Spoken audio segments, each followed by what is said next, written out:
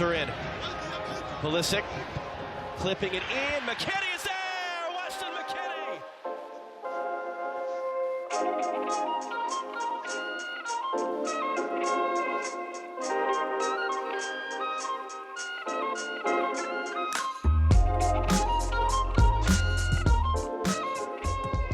In order to understand why we don't have good enough talent at the national team level, you have to know the actual player pathways that exist in this country for players to get from grassroots youth soccer up to the top of the professional game. But before we dive into that, I have to provide some context. Let me explain what the professional pyramid in the United States actually looks like. It can be a little bit confusing. The professional soccer pyramid in this country is made up of 3 official tiers that are recognized by USSF, or the US Soccer Federation. Before I get started, it's important to note that these tiers are constantly changing. There's new leagues that are born, old leagues fold, and it's also important to note that there is no promotion or relegation between the 3 tiers. At the tippy top of the pyramid, you probably guessed it, you have the MLS.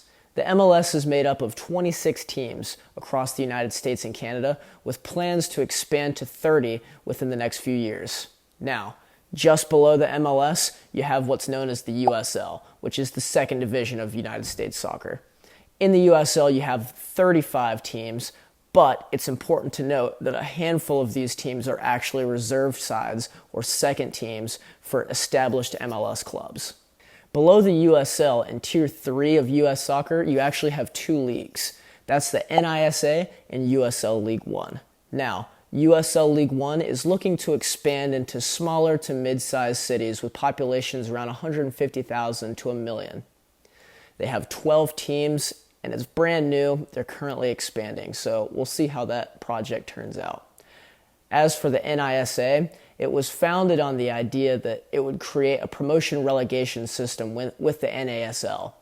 And no, I'm not talking about that NASL from the 80s. You know, the one with the likes of Pele and Beckenbauer.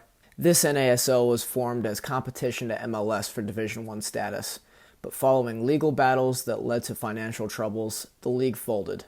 But, as we know, the NASL folded back in 2017, and it's further proof that the lower you go down into the U.S. soccer pyramid, it can kind of turn into the Wild West. You're not really sure what teams are going to survive, what leagues are going to thrive. It's a bit of a mess down there. Now, below this is actually a 4th unofficial tier that is not officially recognized by the USSF. It's a semi-professional tier, and it's made up of 2 leagues, USL League 2 and the NPSL.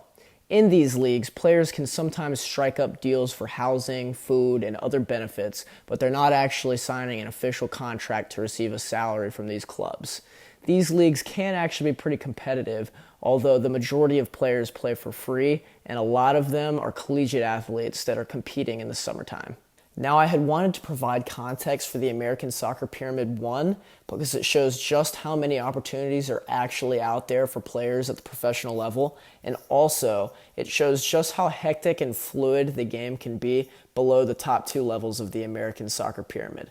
But now let's move on to what professional pathways actually exist for players to move from grassroots soccer up to the top.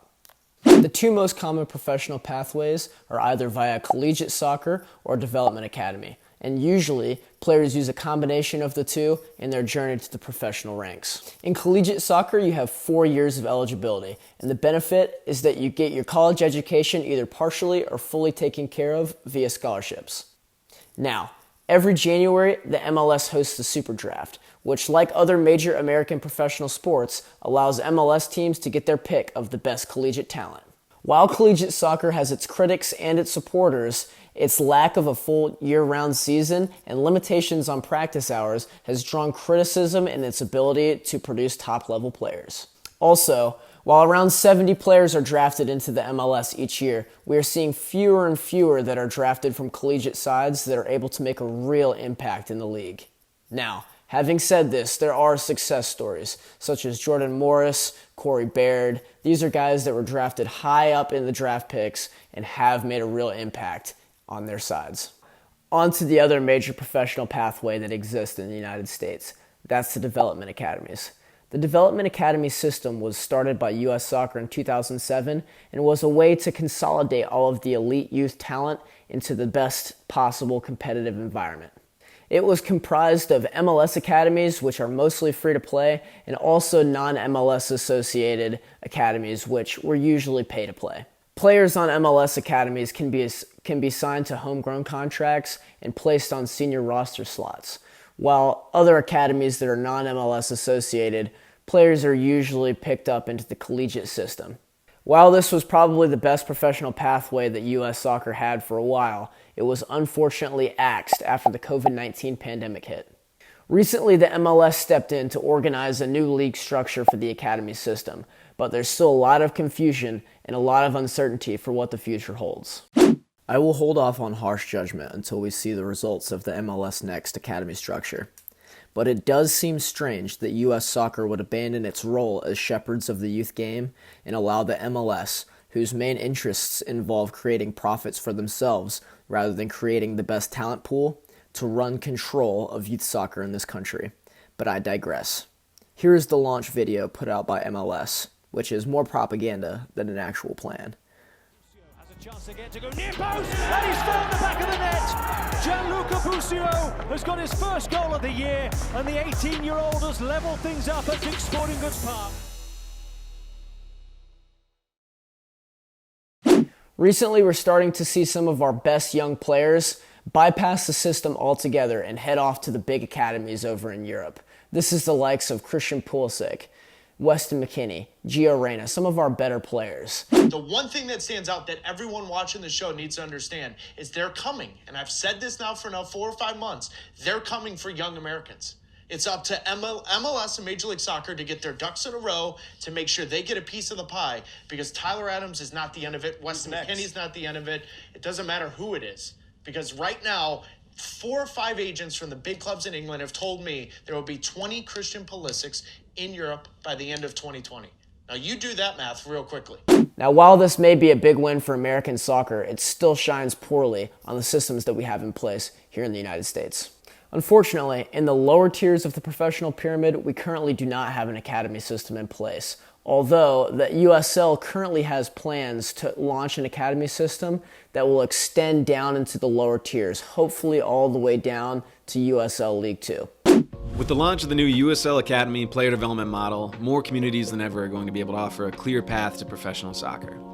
Traditionally, most academy programs field 3 or more teams between U15 to U19. Oftentimes, though, the top talent can be kept within their age group, limiting their exposure to the next level. By launching a USL Academy platform, these top prospects can be moved into a focused, pre-professional development environment with a direct and immediate connection to their local USL senior team. But we will just have to wait and see what the updates are as that comes along. Anyway, that was a very brief and abbreviated version of professional pyramid and pathways in American soccer. Hopefully it helped you understand how complex and unstable the game can be for young American players in this country. See you next time.